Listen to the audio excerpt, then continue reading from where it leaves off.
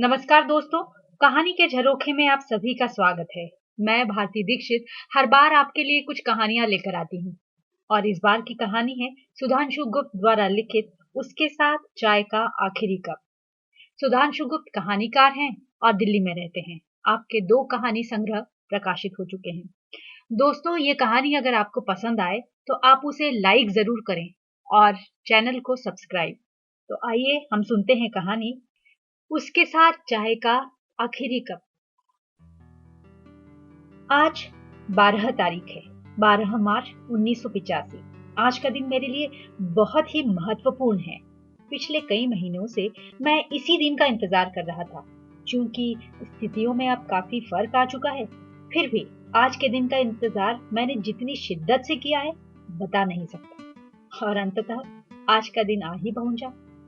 दरअसल आज उसका जन्मदिन है। आज उसने मुझे पार्टी देने का वायदा किया है, वह यानी मेरी प्रेमिका। आज मैं बहुत खुश हूँ। मैंने तैयार होने की गति बढ़ा दी है। मैं एक कंपनी में काम करता हूँ। यहाँ से कई पत्रिकाएं प्रकाशित होती हैं। मैं इन्हीं में से एक के संपादकीय विभाग में पिछले लगभग 1 वर्ष से काम कर रहा हूँ। वह एक अन्य पत्रिका में काम करती है। पिछले 2 सालों से मुझे सिर्फ 1 वर्ष हुआ है। 1 साल में निरंतर ऑफिस जा रहा हूँ, लेकिन आज जितना उत्साहित पहले कभी नहीं हुआ। आज मुझे लग रहा है कि उन दिनों में और आज के दिन में कितना फर्क है। कितने बोरियत भरे और उबाऊ होते थे वे दिन। रोज सुबह उठे, नहाए या न नहाए, ऑफिस पहुंच गए खाने का डिब्बा लेकर, और शाम को लौट आए खाली डिब्बा लेकर। रोज वही बस, वही लोग, वही काम। Subbing, typing, press copy, composing, bromide, film, layout, makeup, corrections, dummy, blueprint, one piece, forma release, magazine out, और फिर वही सिलसिला। लेकिन एक दिन बड़ी विचित्र घटना घटी। ऑफिस से घर लौटा तो मुझे खुद में एक आश्चर्यजनक परिवर्तन नजर आया। एक सुखद परिवर्तन। मुझे लगा आज मेरा वह चिड़चिड़ापन कहीं छूट गया है। लगा जैसे मन में कोई खुशी तैर रही है। रात को बिस्तर पर लेटा तो दिन में घटी सारी घटनाओं को खंगालने लगा। अपने साथ हुई सभी बातों को याद करता रहा। लेकिन भरपूर सोचने के बाद भी मुझे इस अत्यधिक उत्साह का कारण समझ में नहीं आया। और यह बात मेरे गले नहीं उतर रही थी कि अकारण कोई व्यक्ति इतना उत्साहित हो सकता है। अगले दिन ऑफिस पहुंचा। बहुत सावधान था। सोच कर आया था कि कल की अकारण खुशी का कारण जानना है। दराज में हाथ का लिफाफा रखा और सीधा ऊपर पहुंच गया एक अन्य विभाग में। वहां मेरे एक मित्र बैठते हैं। दिन में जब भी फुर्सत मिलती है ऊपर उसी के पास जाकर बैठ जाता हूँ। कमरे में घुसा। नमस्ते सुशांत जी। मैं एकटक देखता रह गया। एक सीधी सादी, बहुत सुंदर नहीं लेकिन आकर्षक, बड़ी बड़ी आंखों वाली इस लड़की की दोनों बुतलियां मुझ पर कहीं टेकी हुई थी। नमस्ते स्वाति जी। मैं सब समझ गया। मुझे बहुत आश्चर्य हुआ था कि आदमी की खुशियों के कारण कितने छोटे होते हैं। आप हमारे नाम के पीछे जी क्यों लगाते हैं? पता नहीं कैसा जादू था उसकी आवाज में। मैंने खुद को थोड़ा संयत करते हुए कहा, आप भी तो मेरे नाम के पीछे जी लगाती हैं, लेकिन हम तो आपसे कितने छोटे हैं। मुझे उसकी यह जिद बहुत भली लगी थी। अच्छा स्वाति जी, हम आपके नाम के पीछे जी नहीं लगाएंगे। मैंने बात को आगे बढ़ाने के उद्देश्य से कहा, लगा तो रहे हैं आप।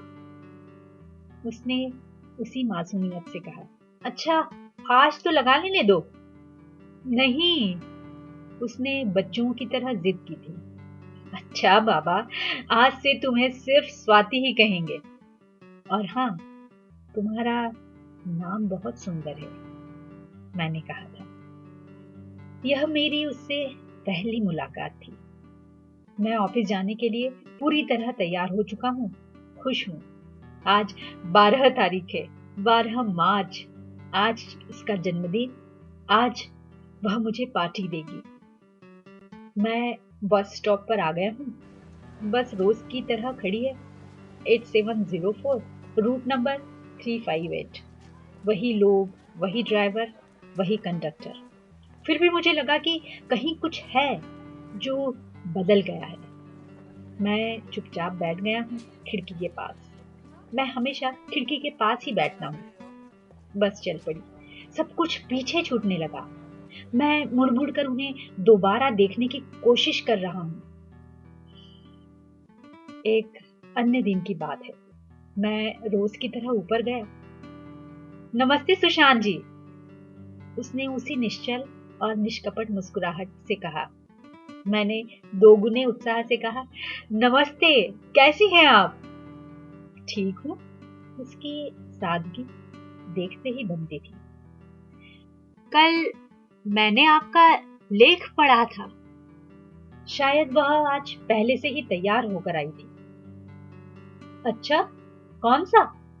मैंने जानबूझकर अनभिज्ञता जाहिर की, क्योंकि उस पत्रिका में अब तक मैं सिर्फ एक ही लेख छपा था, वो ड्रीम साइकोलॉजी वाला। बहुत अच्छा लिखते हैं आप। अच्छा? हाँ, सचमुच बहुत अच्छा लिखते हैं आप। एक ही लेख से आपने मेरे सारे लेखन के विषय में फैसला दे दिया। मैंने बातचीत आगे बढ़ाई। हाँ, और क्या, आप जो लिखेंगे अच्छा ही लिखेंगे। पता नहीं उसने यह गंभीरता से कहा था या बचपने से। इतना विश्वास। मैंने मन में सोचा था, काश यह विश्वास हमेशा ऐसे ही जीवित रहे। लेकिन एक बात बताइए, उसने दोबारा कहा, आदमी जो भी सपने देखता है, क्या उनका संबंध कहीं ना कहीं वास्तविक जिंदगी से होता है? देखो स्वाति, होता दरअसल यह है कि हर आदमी जीवन में कुछ इच्छाएं और महत्वाकांक्षाएं पालता है, लेकिन वास्तविक जिंदगी में आदमी इन सबको पूरा नहीं कर पाता। अपूर्ण इच्छाएं और महत्वाकांक्षाएं कभी मरती नहीं, बल्कि मनुष्य के अवचेतन में वे हमेशा रहती हैं। दूसरे शब्दों में यह कहा जा सकता है कि मनुष्य अपनी इच्छाओं और महत्वाकांक्षाओं को ड्रीम के माध्यम से पूरा करता है। मैं एक दार्शनिक के से लहजे में बोलने लगा था। मैंने देखा वह अपलक मुझे देखे जा रही थी। मैंने बात को बदलते हुए कहा, आप सपने देखती हैं? उसकी तंद्रा टूटी। उसने सवाल को समझने की कोशिश की। हल्का सा संकोच भी न जाने कहां से उसके चेहरे पर उभर आया, जिससे उसके गाल गुलाबी हो गए और उनमें दोनों ओर दो छोटे छोटे गड्ढे पड़ गए। वह बोली, हाँ, देखती तो हूँ, लेकिन भूल जाती हूँ। बस एक झटके के साथ रुक गई। सपना टूट गया। मैंने आंखें बाहर से हटाकर अंदर की ओर घुमाई हैं। भीड़ अब भी है, यानी मंजिल अभी दूर है। मुझे आखिरी स्टॉप पर ही उतरना होता है। आज 12 तारीख है। आज वह मुझे पार्टी देगी। आज मैं बहुत खुश हूँ। अगले दिन मैं ऑफिस पहुंचा। मन में एक अजीब सी उधेड़-बुन थी। रोज की ही तरह सीधा ऊपर उसके कमरे में पहुंच गया। संयोग से वह कमरे में अकेली थी। ऑफिस शुरू होने में अभी 15-20 मिनट शेष थे। लोग अभी आए नहीं थे। मेरे कमरे में घुसते ही उसने मुझे कुछ इस तरह, नमस्ते सुशांत जी, कहा मानो वह जानती हो कि इस वक्त उसके कमरे में मेरे सिवाय और कोई नहीं आ सकता। या हो सकता है वह स्वयं ही इस बात की अपेक्षा कर रही हो कि मैं आऊं। नमस्ते, क्या हाल है? मैंने कहा। ठीक है, आप सुनाइए। मैंने कहा, देखो स्वाति, कितनी विचित्र बात है। कल ही हम सपनों के बारे में बात कर रहे थे और रात को मुझे एक सपना दिखाई दिया। सपना? कैसा सपना? उसके चेहरे पर जिज्ञासा के साथ हल्की सी आशंका भी मुझे साफ नजर आई। मैंने कहा, तुम अपनी कुछ सहेलियों के साथ खड़ी हो। शाम का वक्त है, जहां सूरज डूबा है वहां अब भी एक गुलाबी निशान है। रोशनी बस आकाश के उसी छोटे से हिस्से में है। तुम अपनी सहेलियों के साथ हंस हंस कर बातें कर रही हो। मैं तुम्हें देखकर खुश हो गया। सोचा आज तुमसे अच्छी तरह बातचीत करेंगे। मैं तुम्हारी ओर आने लगा। चलता रहा, चलता रहा। काफी चलने के बाद क्या दिखता हूँ कि इतना चलने के बाद भी हमारे बीच की दूरी स्थायी है। मैं तुम्हें आवाज देकर बुलाना चाहता हूँ। तुम एक बार मेरी ओर देखती हो और फिर उपेक्षा से मुंह दूसरी तरफ फेर लेती हो। मैं तुम्हें जोर जोर से पुकारता हूँ, लेकिन तुम नहीं सुनती। तभी मेरी नींद खुल गई। सपना सुनाकर मैं एकदम इस तरह चुप हो गया मानो मेरे पास कहने के लिए कुछ शेष न बचा हो। मैंने देखा उसके चेहरे पर भय की बारीक सी रेखाएं तैर रही थी। उसे समझ नहीं आया कि क्या कहे, और मौके का फायदा उठाकर चुप्पी हम दोनों के बीच दबे पांव आकर कब खड़ी हो गई पता ही नहीं चला। मुझे भी हल्का सा संकोच हुआ कि क्यों बेकार में आते ही सपना सुनाया। अंततः मैंने ही चुप्पी तोड़ी। क्यों, क्या हुआ, क्या सोचने लगी?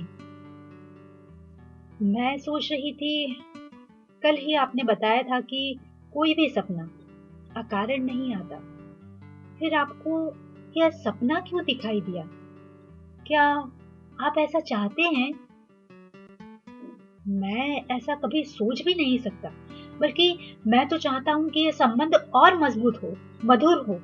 लेकिन मेरे साथ हमेशा ऐसा होता है कि जो भी चीज मुझे अच्छी लगती है, प्रिय लगती है, जिसे मैं चाहता हूं, वह मुझसे छीन जाते हैं।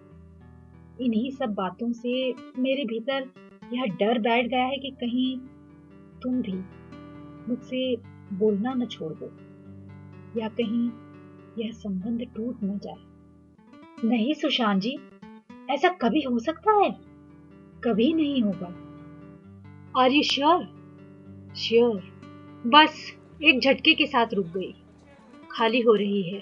मंजिल आ गई, मैंने सोचा। मंजिल। मुझे हल्की सी हंसी आई और मैं तेजी से ऑफिस की ओर बढ़ने लगा, मंजिल की ओर। आज मैं बहुत खुश हूँ। आज 12 तारीख है, 12 मार्च। आज वह मुझे पार्टी देगी, वह यानी स्वाति, मेरी प्रेमिका। जाने क्यों आज मुझे उसके साथ घटी हर घटना, हर बात याद आ रही है। ठीक उसी तरह बुढ़ापे में अपने आखिरी दिनों में आदमी अपने सभी खट्टे मीठे अनुभवों को याद करता है। मुझे लगा मैं भी अब बूढ़ा हो आया हूँ। यही सब सोचते सोचते मैं ऑफिस आ गया।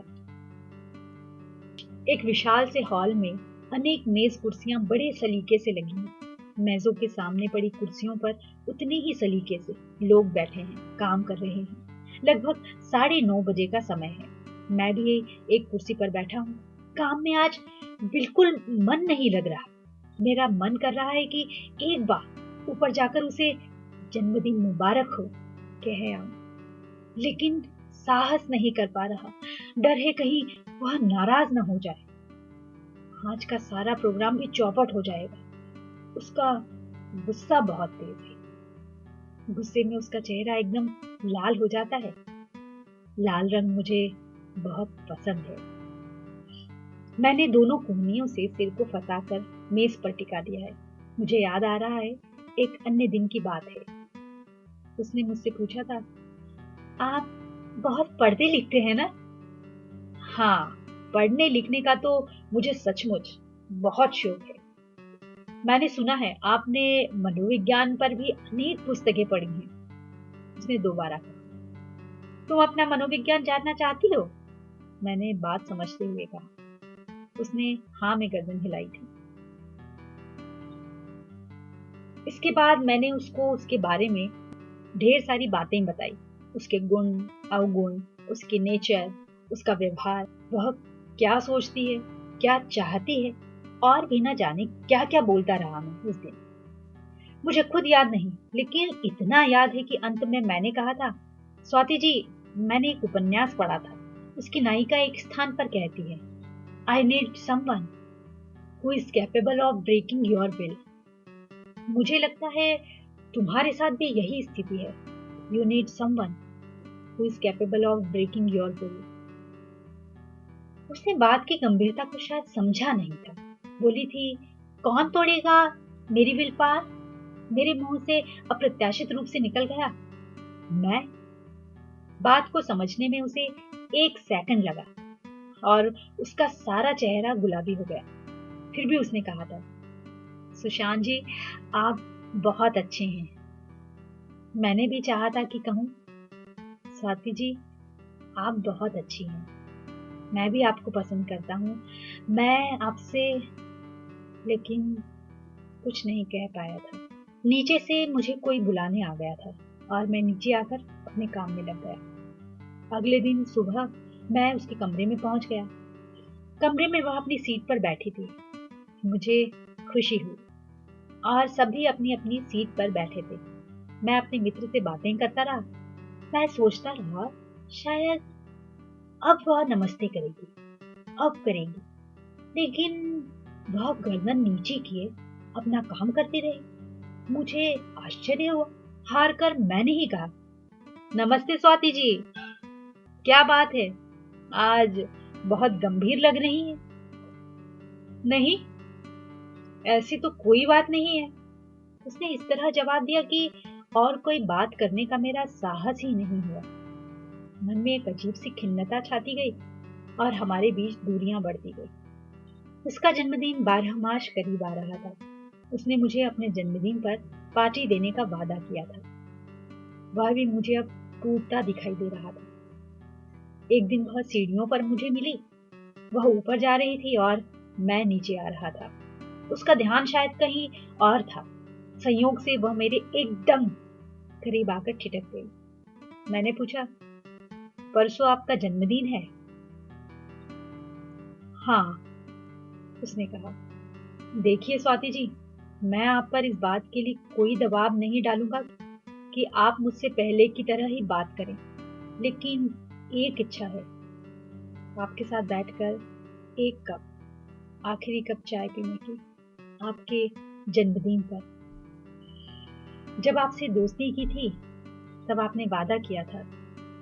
मैं अपनी बात खत्म करके उसकी प्रतिक्रिया जानने के लिए उसकी ओर देखने लगा। उसने गर्दन ऊपर की। उसकी दोनों आंखें मेरे चेहरे पर टिक गईं। मैंने साफ देखा, उसकी आंखों में दुविधा थी। फिर भी उसने ज्यादा देर नहीं लगाई और कहा, आप लंच में मेरे रूम में आ जाना 1 बजे। दरवाजा किसी ने बहुत तेजी से खोला। मेरी तंद्रा भंग हो गई। लंच का वक्त हो गया है। 1 बजे का समय है। 12 तारीख, 12 मार्च। आज वह मुझे पार्टी देगी। आज मैं बहुत खुश हूँ। मैंने दरवाजा खोला। वह हमेशा की तरह अपनी सीट पर बैठी है। मेहंदी कलर का सूट पहने, आंखों में एक अजीब सी दुविधा, पूर्णतः संकोचग्रस्त। रंग उसका आज भी गुलाबी हो आया है, पता नहीं क्यों। नमस्ते स्वाति जी। नमस्ते। उसने कोशिश की कि कम से कम शब्द बोले जाए। जन्मदिन मुबारक हो। मैंने उसको सामने वाली कुर्सी पर बैठते हुए कहा, थैंक यू। उसने उसी तटस्थता से कहा। कुर्सी पर बैठते हुए मेरा ध्यान मेज पर गया तो मैंने देखा मेज पर चाय के 2 कप पहले से ही मौजूद थे। मैं चुपचाप कुर्सी पर बैठ गया।